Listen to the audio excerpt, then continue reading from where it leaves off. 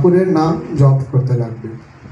যে আমরা যে ইষ্টভীতি করি, অনেকজন অনেক কথা বলে যে ঠাকুরকে পয়সা দেওয়া হচ্ছে, এরপরে কি না, অনেক কথা শুনি আমরা, যে রিউমার্স থাকে। তো আমরা ইষ্টভীতিটা কেন করি? যেটা আমি স্পেশালি বিলিভ করি যে এভরি আউন্স অফ ব্রেথ, আমরা যে শ্বাস নিচ্ছি সব ঠাকুরের দয়ায়। আমরা কোনো কাজ করে যাচ্ছি, সব ঠাকুরের ইচ্ছাই, আমরা বলি না ঠাকুরের ইচ্ছাই মঙ্গল, কেন বলি? সব এটা ঠাকুরেরই কৃপা, ঠাকুরেরই সব কিছু। যে ঠাকুর আমাদেরকে এত কিছু দিয়েছে, ওটার ঋণ আমরা কোনোদিন শোধ করতে পারবো না। না, তো একটা ছোট্ট গ্র্যাটিটিউড বলে যে ওইটা আমরা ঠাকুরকে ইষ্টভীতির মাধ্যমে আমরা করি।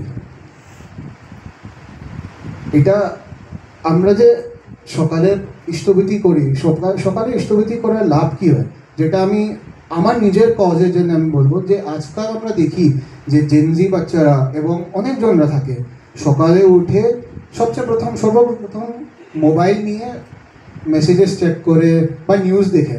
তো এটা একটা নেগেটিভ ইম্প্যাক্ট ওদের মাইন্ডের মধ্যে বসে যায় যে, আর অ্যাজ এ রেজাল্ট ওটা অনেক খারাপ হয়ে যায়, পুরো দিন খারাপ যায়। বলে যে একদম সকাল উঠে আমরা নেগেটিভ জিনিস কিছু দেখলাম, নেগেটিভ জিনিস দেখে পুরো দিন খারাপ চলে যাবে। তো আমরা ইষ্টভীতি কেন করি?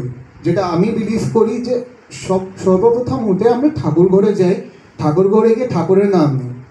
ঘুম থেকে ওঠার পর দ্য ফার্স্ট থিং যেটা আমরা দেখি ওইটা হলো গিয়ে ঠাকুর। আর এজ এ রেজাল্ট কী হয় যে আমাদের পজিটিভিটি থাকে মাইন্ডের মধ্যে, যে ওইটা অনেক গ্রো করে।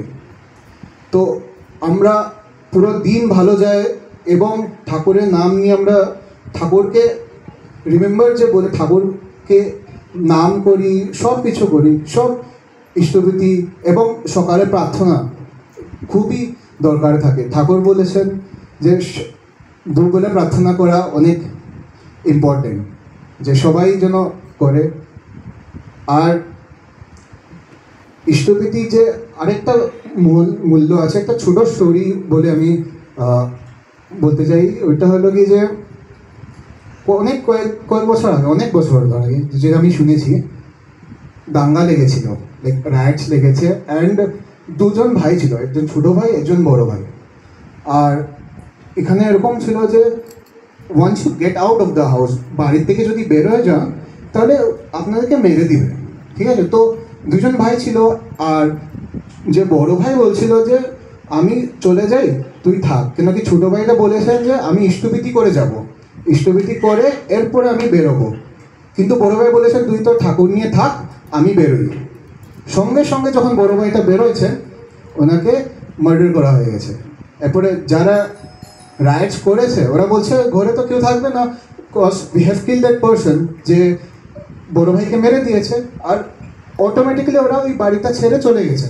ওয়ারেস যে ছোটো ভাইটা ছিল উনি ঠাকুর ঘরে বসে ইষ্টভীতি করছেন। আমরা এটা মেবি একটা কোইন্সিডেন্স বলতে পারি, কিন্তু আমি বিলিভ করি এটা ঠাকুরের ইচ্ছেই মঙ্গল।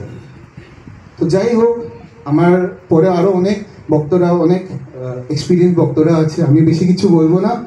এই নিয়ে বলি আমি আমার বক্তব্য শেষ করি। জয় গুরু।